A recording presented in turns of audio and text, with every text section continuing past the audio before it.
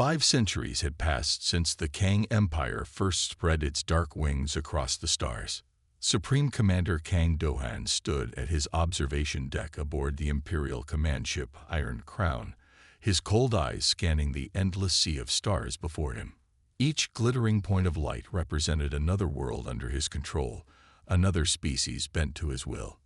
Do-han's lips curled into a smile as he watched a transport ship dock at the nearby mining station.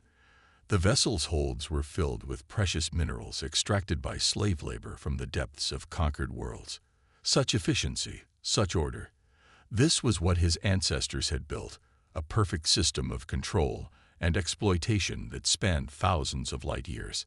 The Supreme Commander's personal quarters reflected the wealth of his empire. The walls were lined with rare materials from 100 worlds, each piece a trophy of conquest. The floor beneath his feet was made from crystals mined by the dying race of the Aeon people, their once proud civilization, now reduced to working in dark tunnels until they dropped from exhaustion. Father. A sharp voice cut through his thoughts. Kang Minji, his daughter and chief enforcer of the empire, entered the chamber. She carried herself with the same cold authority that ran in their bloodline. Her black uniform, adorned with the silver symbols of her rank, made even veteran officers tremble. The reports from Sector 7 require your attention, Minji said, her voice as sharp as a blade. Another uprising. The third this year. She handed him a data pad, her movements precise and controlled. Do-han examined the report with mild interest. These lesser species never learn, do they? They resist, they die, and the cycle continues. He passed the pad back to his daughter. Handle it as you see fit. Show them why the Kang Empire has ruled for 500 years. Minji's eyes gleamed with cruel pleasure. Her methods of maintaining order were legendary throughout the empire. She had created an extensive network of informants and overseers who reported every whisper of rebellion. Those who dared to resist disappeared into her detention centers, never to be seen again. In the depths of the Imperial command ship, thousands of crew members worked in perfect synchronization. They were the lucky ones, pure-blooded Kang citizens who enjoyed the privileges of the ruling class. Below them in status were the half-breeds and loyal servants from conquered worlds, allowed to serve in lesser positions as a reward for their submission. But the true foundation of the empire's wealth lay in the countless labor camps scattered across their territory. Billions of beings from dozens of species toiled in mines, factories, and agricultural complexes. Their lives were worth nothing more than the resources they could extract or the goods they could produce. The Kang Empire's technological superiority was their greatest weapon. Their ships were faster, their weapons more powerful, and their shields nearly impenetrable.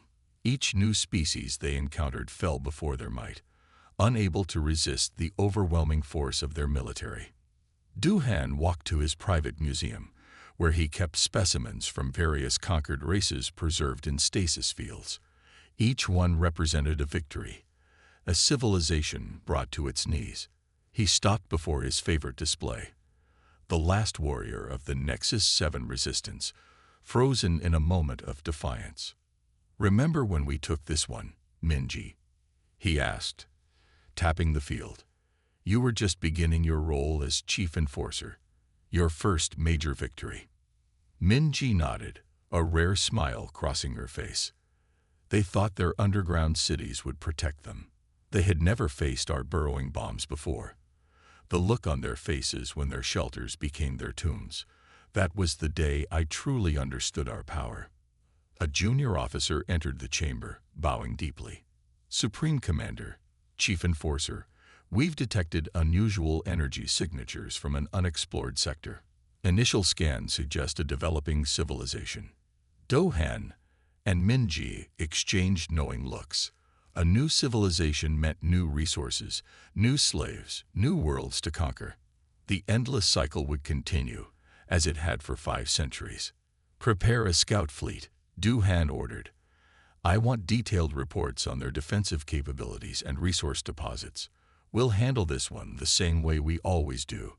Swift, overwhelming force, and absolute submission." As the officer hurried away, Doohan returned to his observation deck.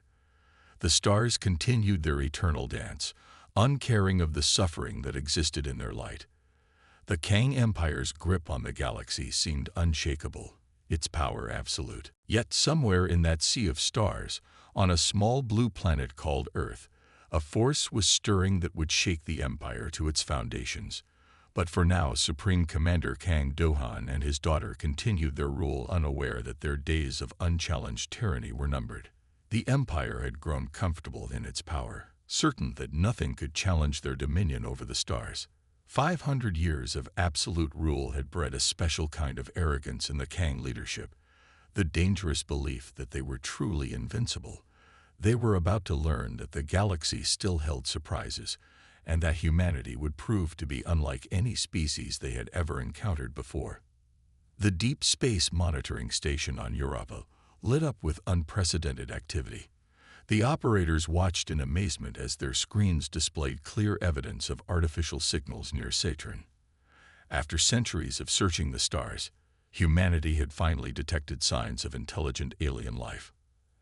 Admiral Lee Jinwoo stood on the bridge of the UES Horizon, Earth's most advanced diplomatic vessel. His weathered face remained calm, but his heart raced with both excitement and concern. The ship's sleek design represented the pinnacle of human engineering, though he wondered how it would compare to alien technology. "Signal detected," Admiral reported his communications officer. "It's stronger now.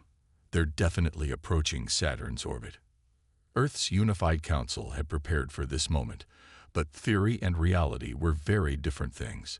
Jinwoo remembered the emergency session where they had chosen him to lead this historic first contact. "We need someone with both diplomatic skills and military experience," they had said. Now, standing on his bridge, he hoped they had chosen wisely. The alien vessel appeared suddenly, dropping out of what seemed to be some form of faster-than-light travel. It dwarfed the horizon, its dark hull decorated with strange symbols that seemed to glow with their own light. The design was both beautiful and threatening, like a predator dressed in fine clothing. "Open a channel," Jinwoo ordered. Standard greeting protocol. The response came quickly, but not in the way they expected. The alien ship simply took control of their communication system, bypassing all security measures as if they weren't even there. The bridge crew's screens filled with the image of Overseer Kim Ta-won, a humanoid figure with silvery skin and eyes that seemed to look through them rather than at them. "This is Imperial Overseer Kim Ta-won of the Kang Empire," the alien announced in perfect English, having apparently decoded their language from the greeting message. "Your presence has been noted." Jinwoo maintained his diplomatic composure. "On behalf of Earth and humanity, we welcome this historic first contact. We hope to establish peaceful relations and cultural exchange." Taiwan's expression didn't change, but something like amusement flickered in those strange eyes. "Cultural exchange? How quaint. Your species has barely managed to reach your own system's outer planets. We have ruled the galaxy for 5 centuries. The temperature on the bridge seemed to drop. Jinwoo felt his crew's unease, but he pressed on. "Every civilization starts somewhere. Overseer, we are eager to learn and grow." "Yes, we've heard similar statements from many species," Ta-won replied dismissively. "They all learn their proper place eventually. The Kang Empire brings order to chaos, civilization to primitives. You should feel honored to be considered for inclusion in our domain." Jinwoo's diplomatic smile never wavered, but his mind was racing. The implications were clear. This wasn't a first contact situation. It was an empire scouting for new territory. "Perhaps we could arrange a meeting to discuss terms of peaceful cooperation," Jinwoo suggested, buying time for more information. Ta-won made a gesture that might have been a shrug. "Your species will be evaluated and classified according to your usefulness. Resistance is not advised. The Empire's technology far exceeds your primitive capabilities." As if to demonstrate this point, detailed schematics of the horizon appeared on their screens, along with population statistics from Earth that should have been impossible for them to know. The message was clear. They were completely exposed.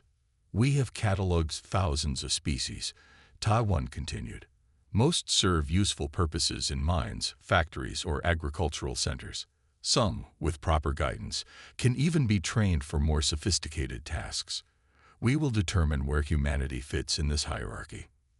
Jinwu felt a chill run down his spine. Behind the polite diplomatic language lay the reality. They weren't meeting potential allies. They were being assessed by predators. We appreciate your candid assessment. Jinwu replied carefully.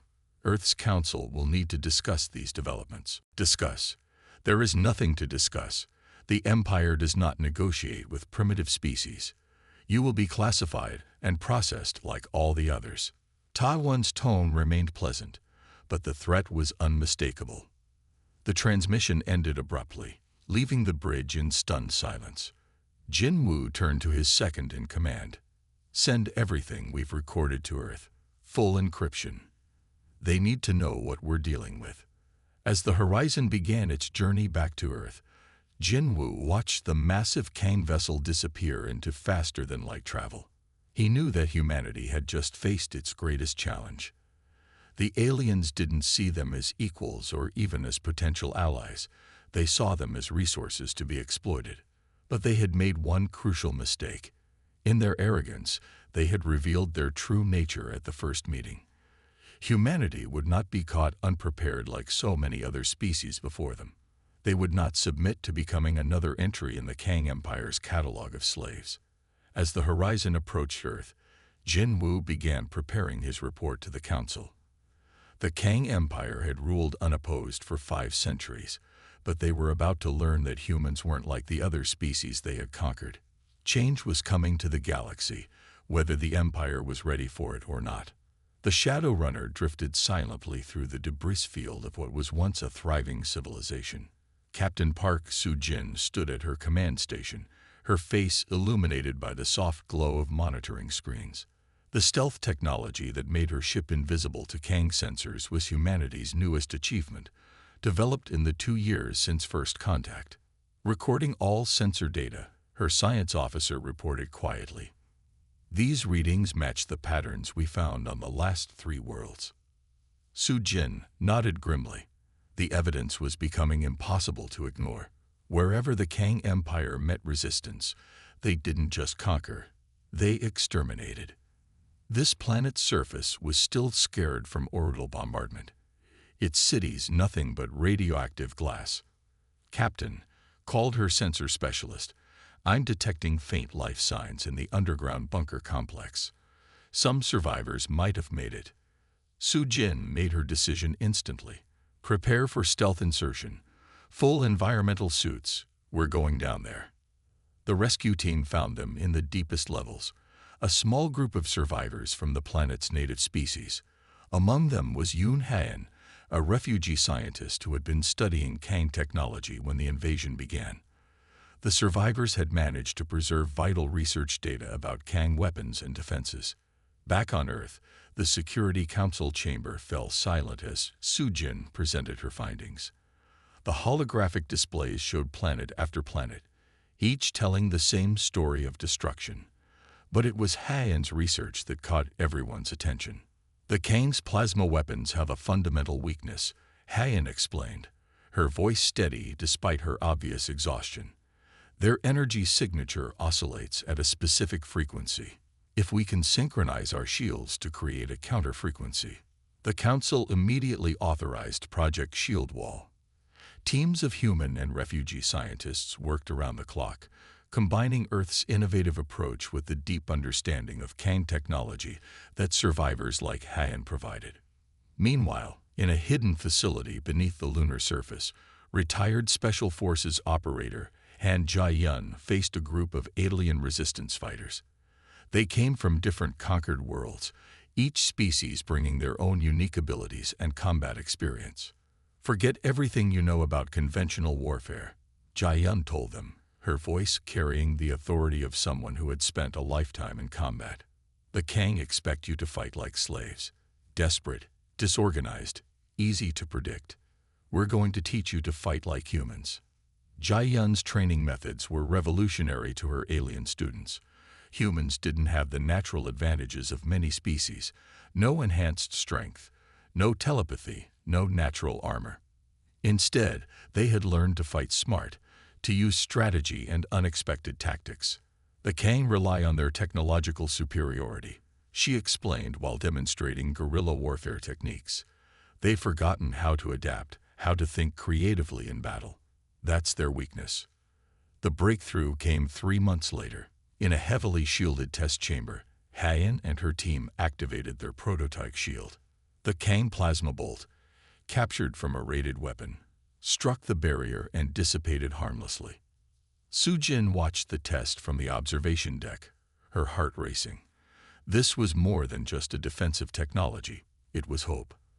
For the first time in centuries, someone had found a way to nullify the Kang's most feared weapon. The first real test came sooner than expected. A Kang patrol discovered one of Earth's hidden mining colonies on Mars. But instead of finding easy prey, they encountered Jai Yun's trained resistance fighters protected by the new shields. The battle was brief but decisive. Send the footage to every resistance cell we've contacted, Su-jin ordered when she received the report. The Kang aren't invincible anymore. The impact was immediate. Across the sector, subjugated species began to whisper about the humans who had found a way to fight back. The Shadowrunner stealth technology allowed Su-jin to deliver shield generators and trained fighters to resistance groups on dozens of worlds. Hayan continued to refine the technology, working with human engineers to make the shield smaller and more powerful. The Kang never innovate, she explained to Su-jin during a rare quiet moment. They conquered their way to the top and simply stopped advancing. They never expected anyone to catch up. Jai Yun's training program expanded rapidly. Each species brought new insights, new ways of combining their natural abilities with human tactics. The Kang had kept the conquered species isolated from each other. Now they were learning to work together, sharing strengths and covering weaknesses. Su-jin stood on the Shadowrunner's bridge, watching her crew, human and alien, working side by side, as they prepared for another mission. The ship that had discovered such horror was now delivering hope across the stars. The next transmission they intercepted from Kang command channels showed the first signs of worry. The empire that had ruled through fear for 5 centuries was facing something new. An enemy they couldn't simply overwhelm with brute force. They still think they're just dealing with another rebellion, Su-jin told her crew. They don't understand that this is something different. We're not just fighting their armies, we're breaking their entire system of control. The spark of rebellion had been lit, and for the first time in 500 years, the Kang Empire faced an enemy they hadn't immediately crushed. Humanity had brought something new to the fight: innovation, adaptation, and the dangerous idea that freedom was worth any cost. Supreme Commander Kang Do-han's rage echoed through the halls of the Imperial command ship as he hurled a crystal display against the wall, shattering it into countless pieces. Reports of rebellion after rebellion flooded his command center, each one a personal insult to his family's 5-century rule. "Find me Admiral Baz Sung-ho," he commanded, his voice deadly quiet. Now. Admiral Bai arrived within minutes, his reputation for brutality evident in his cold, calculating eyes.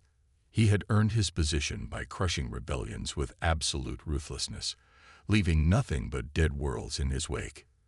"You will take our main battle fleet to Earth," Do-han ordered. "Show these humans what happens when they dare to challenge the Empire. I want their world broken, their species enslaved, their spirit crushed forever."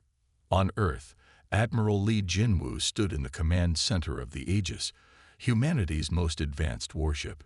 His crew worked with quiet efficiency, preparing for the battle they all knew was coming. The quantum weapon systems, still experimental but promising, hummed with potential energy. Multiple jump signatures detected, his sensor officer called out. Massive Kang fleet entering the system. They're moving past Jupiter's orbit. Jinwoo studied the tactical display. The Kang fleet was enormous. Over 300 capital ships, supported by thousands of smaller vessels. They moved in their traditional arrow formation, designed to overwhelm any defense with sheer firepower. All ships, battle stations, Jin Woo commanded. Execute Defense Plan Omega. Remember your training. Remember what we're fighting for. Earth's defense fleet took up positions around the moon, using its mass to shield them from initial scans. The Aegis led from the center, its quantum weapons carefully hidden behind conventional energy signatures. Admiral Be's voice boomed across all frequencies. This is your only warning. Surrender now, and we will be merciful. Resist, and we will destroy everything you hold dear. Jin Woo's response was simple. Earth does not surrender to tyrants.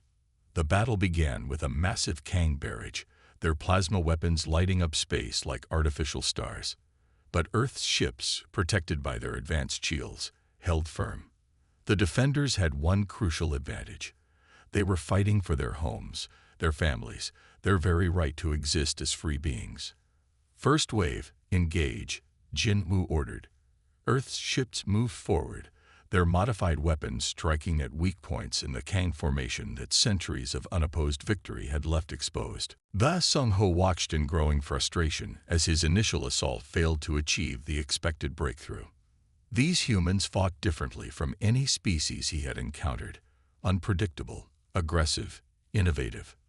Launch all fighters, he commanded. Overwhelm their defenses with numbers.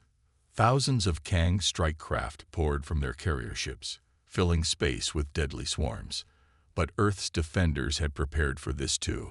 Squadrons of human fighters emerged from hidden positions, their pilots executing maneuvers that the rigid Kang training never considered possible. Now, Jin Woo ordered as the battle reached its peak, activate quantum weapons. The Aegis's hull split open, revealing devices that defied conventional physics. Beams of pure quantum energy lashed out, ignoring traditional shields and armor. Kang ships began exploding from the inside out as their atomic structures were temporarily disrupted. Impossible. Ba roared as his flagship shuddered under the attack. Their technology can't be this advanced. But it was.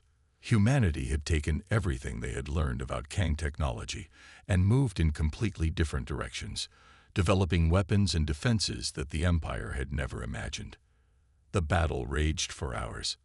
Earth's defenders took heavy losses, but they made the Kang pay for every advance. The space around the moon became a graveyard of broken ships from both sides. Admiral, Jin Woo's tactical officer reported, the enemy fleet is condensing their formation. They're preparing for a final push. Jin Woo nodded grimly. This would be the decisive moment. All ships, form up on the Aegis. Prepare all remaining quantum weapons. We end this here.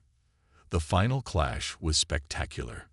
Quantum beams met plasma bolts in space, creating patterns of destruction never before seen in the galaxy. The Aegis and Ba's flagship engaged in direct combat, two titans representing the old order and the new. Your quantum weapons are impressive, Ba transmitted during the exchange, but you don't have the numbers to win. The Empire always wins. We're not fighting to win, Jin Woo replied calmly. We're fighting because it's right. That's something your Empire never understood. The battle reached its climax when the Aegis's quantum weapons finally breached the Kang flagship's defenses. Admiral Ba watched in disbelief as his mighty ship began breaking apart around him. Retreat, he ordered, his voice shaking with rage and fear. All ships, retreat. The Kang fleet withdrew in disorder, something not seen in 500 years of Imperial history. They left behind nearly a third of their ships, destroyed or disabled by Earth's defenders. As the enemy disappeared into jump points, cheers erupted throughout Earth's fleet.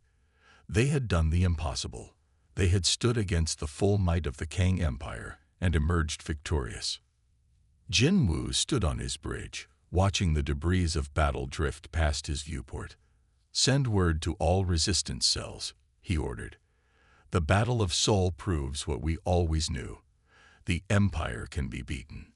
The age of tyranny is ending. The victory at Sol became more than just a battle. It became a symbol of hope for every oppressed species in the galaxy.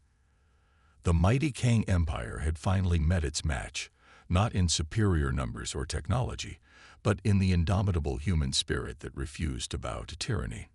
The war was far from over, but everything had changed. The Empire could bleed, could be beaten, could be forced to retreat.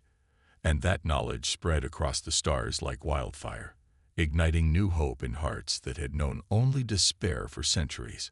Major Song Mayray stood before the gathered representatives of 20 different species in the hidden base on Europa.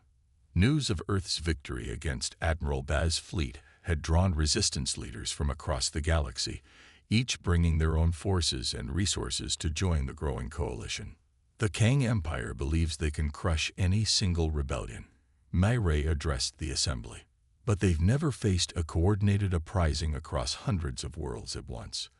They can't be everywhere.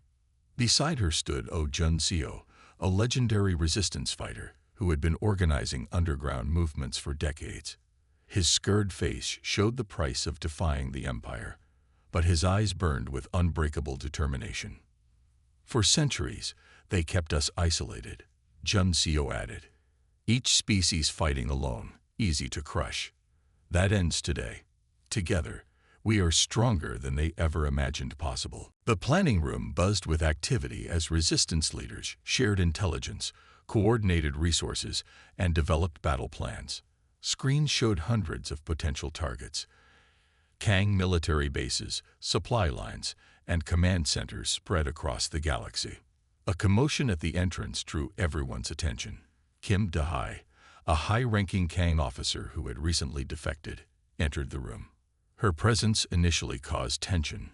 Centuries of oppression had left deep scars, but her knowledge of Imperial protocols and defense systems had already proved invaluable. The Empire's greatest weakness, Da-hai explained, marking points on the galactic map, is their absolute belief in their own superiority. They'd never updated their emergency protocols because they never thought they'd need to. Mayray nodded, adding her own markers to the map, which means every Kang base, every fleet, will respond exactly as their ancient playbooks dictate. We can use that against them. The coalition spent weeks preparing. Ships were gathered, weapons distributed, and battle plans memorized. Special attention was paid to communication systems that would allow the scattered resistance forces to coordinate their attacks across vast distances. Remember, Jun Seo told his commanders, timing is everything. Every world must rise at exactly the same moment. The Empire must have no time to respond, no chance to concentrate their forces. On the chosen day, Mayray stood in the Coalition's command center, watching as hundreds of signals turned green, indicating forces ready for action. The uprising would begin with a signal from Earth, using a new quantum communication network that the Kang couldn't detect. All forces report ready, Da-hai announced, her fingers dancing over the control panel. Waiting for your command, Major. Mayray took a deep breath. Send the signal. Operation Liberation begins now. Across the galaxy, countless worlds erupted in coordinated rebellion. On mining planets, slaves turned their tools into weapons. In orbital facilities, maintenance workers disabled critical systems. On agricultural worlds, farmers became soldiers. The Kang response was exactly as Da-hai had predicted. Imperial forces followed their ancient protocols, trying to contain each uprising individually, only to find themselves stretched too thin across too many fronts. Sector 7 reports success. Jun Seo called out. The Aeon have taken 3 more mining worlds. The Kang fleet is still responding to our decoy attack in Sector 4. More reports flooded in. A group of resistance fighters had captured a major shipyard. Another had seized control of a communication hub. Smaller Kang garrisons, cut off from reinforcement, began surrendering rather than face destruction. They're trying to coordinate a response, Da-hai reported, monitoring Imperial communications. But their command structure is breaking down. Too many requests for help, too many conflicting orders. Myray watched as more and more systems turned from Imperial red to Coalition green on the strategic display. Years of careful planning were paying off. The empire that had seemed invincible was revealing its fundamental weakness. It had never planned for a galaxy-wide rebellion. "Major," one of her officers called out, "we're getting requests from worlds we didn't even contact. They're rising up on their own." The news of successful uprising spread faster than the Kang could contain it. Species that had been enemies under Imperial rule found themselves fighting side by side. Ancient grievances were set aside in the face of a common goal: freedom from tyranny. Jun Seo coordinated the ground forces, using his years of guerrilla experience to guide the newly formed resistance armies. Dahai's knowledge of Imperial protocols allowed them to stay one step ahead of Kang responses. "They're abandoning the outer systems," Dahai announced after several days of continuous fighting, "pulling back to defend their core worlds." Myray nodded grimly. "Just as we hoped. They're giving up centuries of conquered territory to protect their homeland. The Empire is shrinking for the first time in 500 years. The Coalition's success brought new allies daily. More Kang officers and officials defected, bringing with them crucial intelligence and resources. Species that had been neutral or supportive of the Empire began declaring their independence. "We've done more in 2 weeks than all the previous rebellions combined," Jun Seo observed, studying the latest victory reports. "But the real fight is still ahead. The Empire won't give up its core worlds without a devastating battle." Myray looked at her assembled commanders, human, alien, and even former Kang working together. "Then we'll give them that battle. The Empire taught the galaxy that strength comes from domination. We'll show them that true strength comes from unity." As the Coalition forces consolidated their gains and prepared for the next phase of the war, Myray received a message from Earth's command. The quantum weapons were ready for mass production. The final assault on the Empire's heartland could begin. "Tell all forces," she ordered, "Phase 1 is complete. Prepare for Phase 2, the liberation of the Kang homeworld itself." The galaxy had changed forever. The Coalition represented something entirely new.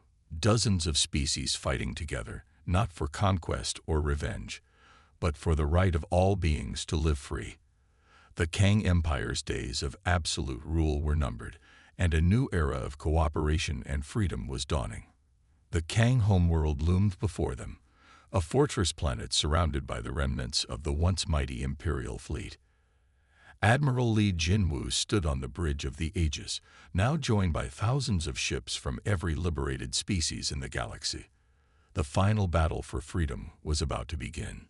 "Supreme Commander Du Han refuses to surrender," reported his communications officer. "He says he'll burn his own world before letting lesser beings claim victory." Jinwu had expected nothing less. The pride that had sustained the Empire for 5 centuries would now be its final undoing. He opened a channel to the combined fleet. "Today, we end 500 years of tyranny," he announced. "Not for revenge, but for justice. Not for power, but for freedom." The battle began with a ferocity that outmatched even the Battle of Saul. Du Han had gathered every remaining Kang ship, every weapon, every soldier loyal to the Empire for this last stand. The space around the homeworld erupted in a storm of plasma fire and quantum beams. Coalition ships moved in perfect coordination, each species contributing their unique strengths to the assault. Former slaves fought alongside their liberators, their intimate knowledge of Kang technology proving invaluable in targeting critical systems. Inside his fortress, Du Han watched in growing despair as his defenses crumbled. The combined fleet's tactics were unlike anything the Empire had ever faced. Unpredictable, adaptive, impossible to counter with traditional responses. "How dare they?" he raged. "How dare these primitives challenge us? We ruled the stars before their ancestors crawled from their caves." But history and pride meant nothing in the face of unity and determination. The Coalition fleet pressed forward, breach after breach appearing in the Kang defenses. The quantum weapons that had proved so devastating at Saul now tore through the planet's shield grid. Ambassador Ryu Minho, watching from a diplomatic vessel, began preparing for what would come after victory. His team had spent months developing a framework for a new galactic government, one based on equality and mutual respect rather than dominance and fear.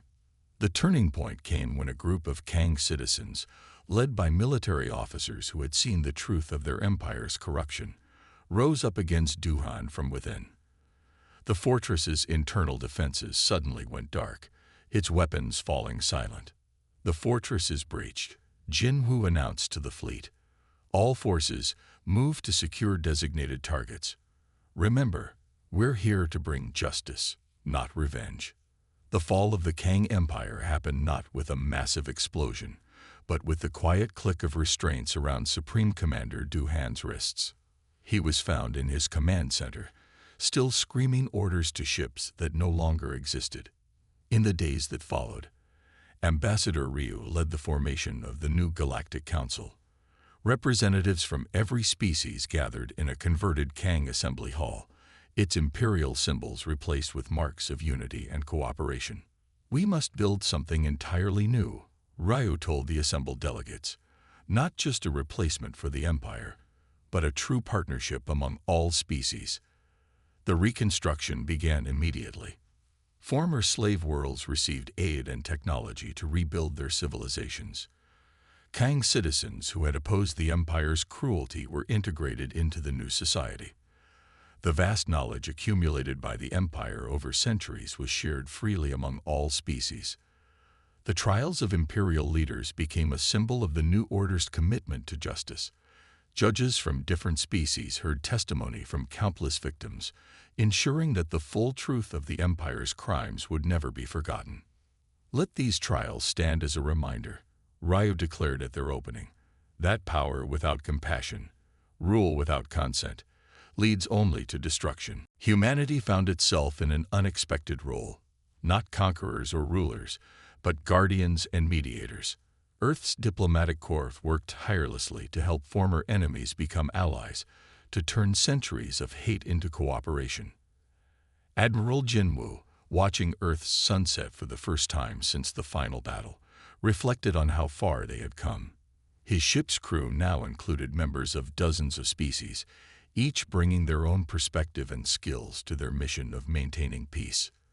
The greatest change was visible in the faces of former slaves and subjects. Where once there had been only fear and resignation, now there was hope. Children of species that had been enemies for centuries played together in rebuilt cities. Scientists from different worlds shared discoveries, advancing technology at an unprecedented rate. "We chose a harder path," Ryu told the Council on its first anniversary. "Ruling through force is easy. Building trust, fostering cooperation, maintaining peace. These require constant effort from all of us." The Kang homeworld itself underwent the most dramatic transformation. Its fortress became a center of learning, its weapons factories converted to produce tools for exploration and construction. Former imperial archives were open to all, their knowledge used to heal rather than dominate. As the galaxy entered this new era, the lesson was clear. True strength lay not in the ability to conquer and rule, but in the wisdom to cooperate and grow together.